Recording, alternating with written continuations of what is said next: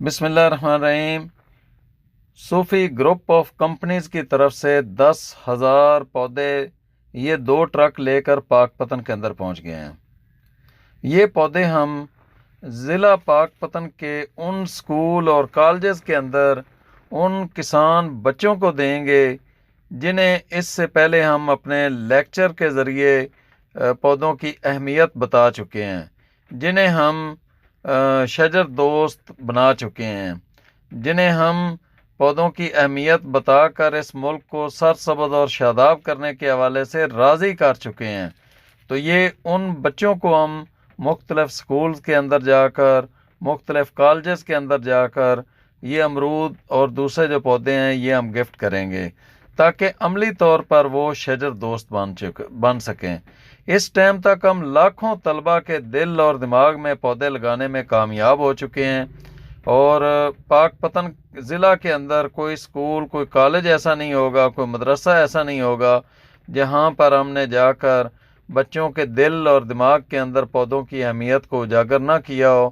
Climate change کی وجہ سے جو مشکلات آنے جا رہی ہیں ان کے بارے میں آگاہ نہ کیا ہو۔ تو اب انشاءاللہ ہمارے پاس یہ جو 2 ٹرک پہنچے ہیں، یہ ہم مختلف سکول، کالجز وغیرہ کے اندر جا کر ان بچوں کو دے کر عملی طور پر انہیں شجر دوست بنائیں گے۔ تو میں بہت زیادہ مشکور ہوں صوفی گروپ آف کمپنیز کا کہ جنہوں نے پاک پتن کے اندر ہمیں یہ 2 ٹرک پودے گفٹ کیے ہیں۔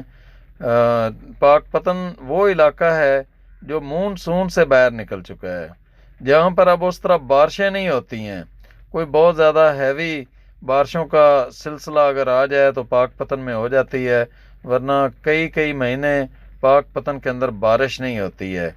تو ہم ضلع پاک پتن کے اندر خصوصی طور پر 2025 کے اندر اس کو ماحول دوست ضلع بنائیں گے، اپنی ساری محنت اپنے شہر پاک پتن کے لیے کریں گے تاکہ یہ بھی مونسون والے شہروں کے اندر اس کا بھی شمار ہو سکے۔ آپ سب دوستوں سے یہی ریکویسٹ ہے کہ زیادہ سے زیادہ پودے لگائیں، اپنے گلی اور محلے کو اتنا ہرا بھرا کر لیں کہ وہاں پر بارشیں ہونا شروع ہو جائیں۔ آپ لوگ اکثر دیکھتے ہیں کہ لاہور کے اندر جب بارش ہوتی ہے تو مخصوص علاقوں میں زیادہ ہوتی ہے، اور باقی جو پرانا لاہور ہے وہاں پر کم ہوتی ہے۔ اس کی وجہ یہ ہے کہ وہ گرین ہے۔ ہمیں پاکستان کو 200 کروڑ پودے گفٹ کرنے ہوں گے اور موجودہ درختوں کو بچانا ہوگا، تب جا کر ہمارا ملک جو ہے وہ رہنے کے قابل رہ سکے گا اور یہاں پر بارشیں ہوتی رہیں گی۔ اس ویڈیو کو شیئر کر دیں۔ بہت شکریہ۔